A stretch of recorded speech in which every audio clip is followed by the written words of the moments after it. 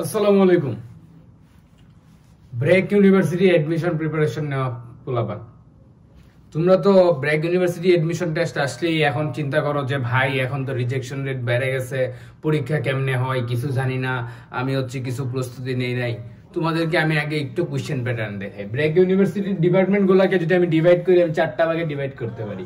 একটা হচ্ছে ইঞ্জিনিয়ারিং, একটা হচ্ছে বায়োলজি, একটা হচ্ছে জেনারেল ম্যাথ, একটা হচ্ছে জেনারেল, আর একটা হচ্ছে আর্কিটেকচার। এখন যদি তুমি আজকে চুজ করো যে আমি ইঞ্জিনিয়ারিং এ যাব, তোমার কি কি আনসার করতে হবে তুমি সেটা জানো না। তুমি চিন্তা করছো আমি বায়োলজি রিলেটেড ফিল্ডে যাব, তুমি চিন্তা করছো আমি জেনারেল যে ফিল্ডগুলো আছে সেখানে যাব, তুমি চিন্তা করছো আমি আর্কিটেকচারে যাব, কিন্তু তুমি আসলে জানোই না তোমার পরীক্ষায় কি কি কোশ্চেন আসবে। তুমি এই 4টা সেক্টরে যে ডিপার্টমেন্টে যাইতে চাও না কেন, তোমাকে যে দুইটা সাবজেক্ট আনসার করতে হবে সেটা হচ্ছে ইংলিশ এবং জেনারেল ম্যাথ। ইংলিশ আর জেনারেল ম্যাথ হচ্ছে সবার জন্য কমন। এখন কমন তো চলে গেল, কমন চলে যাওয়ার পর যদি তুমি ইঞ্জিনিয়ারিং এর জন্য যাও, তোমার চয়েস যদি একটা ইঞ্জিনিয়ারিং সাবজেক্ট থাকে, তোমাকে আনসার করতে হবে হায়ার ম্যাথ এবং ফিজিক্স।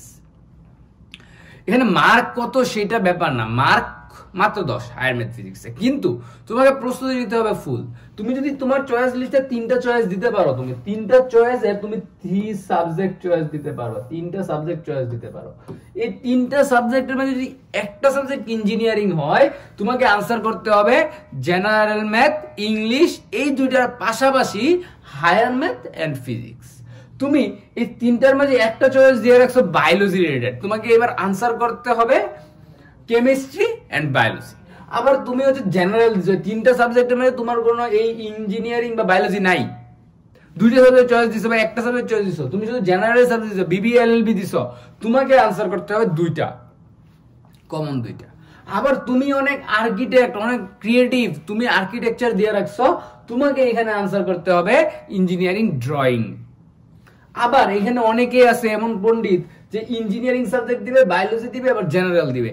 তোমার জন্য ভাই 6টা সাবজেক্টে আনসার করতে হবে, biology, chemistry, physics, higher math, English, general math. আর যারা আর্কিটেকচারে যাচ্ছ, এই যে আর্কিটেকচার, এই আর্কিটেকচারে যারা যাচ্ছ, তোমাদেরকে সাথে অ্যাড হবে আর্কিটেকচারাল ড্রয়িং।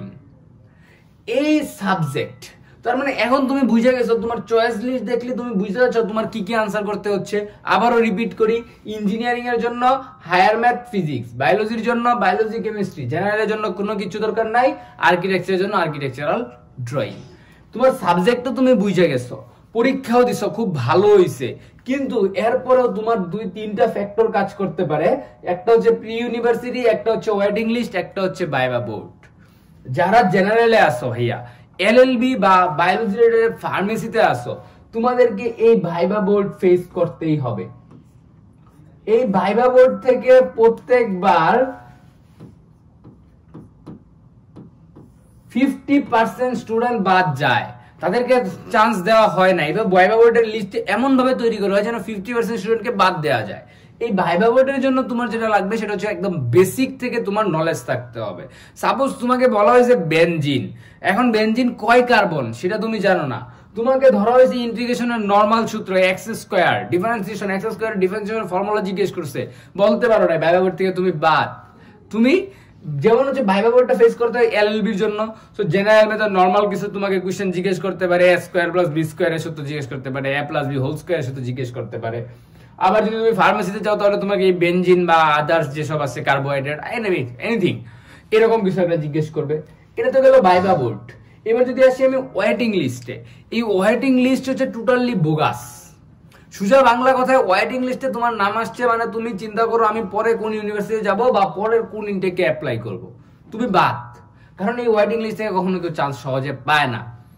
তারপর আছে প্রি ইউনিভার্সিটি, এইটা মোস্ট অফ দা কেস তোমার ধরো যতগুলো স্টুডেন্ট ফাইনাল সিলেক্ট হবে ততগুলো স্টুডেন্ট প্রি ইউনিভার্সিটি পায়। প্রি ইউনিভার্সিটি কি, তুমি 60,000 টাকা দিবা, 60,000 টাকা দিয়ে 4টা মাস সেখানে পরিশ্রম করবা, নর্মাল ইংলিশ শিখবা, ইংলিশে কথা বলা শিখবা, যে how are you, I am fine, এরকম কথা শিখার পরে তুমি যা সেটা পরের সেমিস্টারে আবার 2টা নন ক্রেডিট কোর্স করবা, যেটা থেকে আলটিমেটলি তোমার কোনো রেজাল্টই আসবে না। সো এই প্রি ইউনিভার্সিটি বা ওয়েটিং লিস্ট যদি তুমি আসো, তাহলে তুমি মনে করো যে তোমার পরের ইনটেকে যাওয়া উচিত।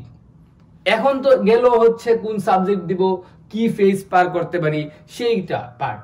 এখন আসি যে এই ব্র্যাক ইউনিভার্সিটি এডমিশন এতগুলো প্রতিযোগিতার মাঝে তুমি কেন সেরা, সেই সেরা হওয়ার জন্য আমাদের পক্ষ থেকে তোমার জন্য আছে BRAC university admission preparation course. এই কোর্সটা কেন তোমার করা উচিত? এই কোর্সে আছে general math recorded class, higher math recorded class, architecture class, English class, physics class, chemistry class, biology class, essay writing class. তো আমি তো এতক্ষণ ভাইয়া, আপনি তো এতক্ষণ বললেন যে এই 6টা সাবজেক্ট 7টা সাবজেক্ট, কিন্তু এস এর কথা তো বললেন না ভাইয়া। এস এ ইংলিশ পার্টের মাঝেই থাকবে, আর এই এস এর জন্যই তোমার ডিপেন্ড করবে তুমি কি প্রি ইউনিভার্সিটিতে যাচ্ছ, নাকি ওয়েটিং লিস্টে যাচ্ছ, নাকি নন ক্রেডিটে যাচ্ছ, নাকি বাদ পেরে যাচ্ছ। এই এসে রাইটিং 3টে এসে রাইটিং স্পেশাল ক্লাস যদি তুমি মনোযোগ দিয়ে করতে পারো, তোমার জন্য এসেতে 90% মার্ক ক্যারি করা কোনো ব্যাপার না। কারণ এসেতে তোমাকে চেক করবে যে তোমার ভোকাবুলারি কতটুকু কারেক্ট আছে, তোমার ফরম্যাটিং কতটুকু কারেক্ট আছে।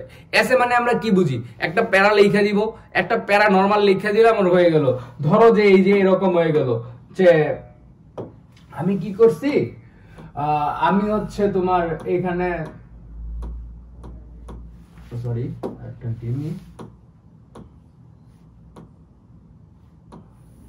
ধরো এই একটা প্যারা তুমি লিখে ফেলছো, প্যারাগ্রাফ, এরকম প্যারাগ্রাফ লিখে ফেলছো, এই যে একটা প্যারার ভিতরে তুমি লিখে রেখে দিছো। এইরকম প্যারাগ্রাফের ভিতরে তুমি যদি লিখে রেখে দাও কোনো লাভ নাই।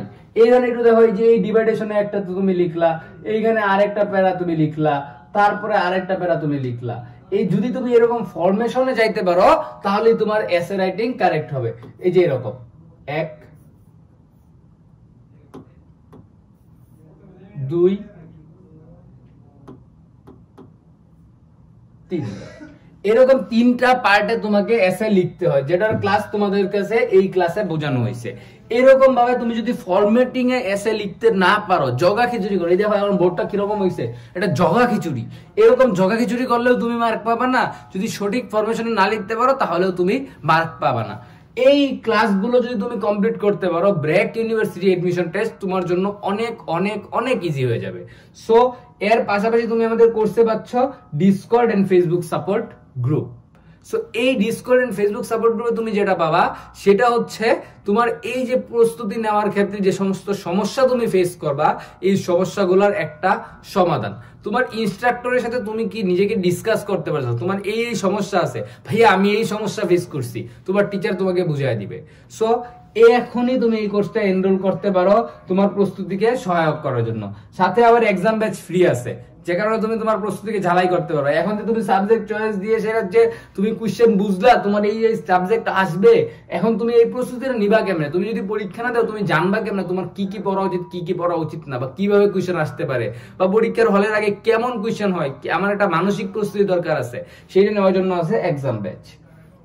ভিডিও ডেসক্রিপশন বক্স এবং কমেন্ট বক্সে লিংক দেয়া থাকবে, ডেমো ক্লাস দেখে তোমরা এই কোর্সটা এনরোল করতে পারো। এই কোর্সটার প্রাইস অনলি 1199 টাকা। So do enroll now.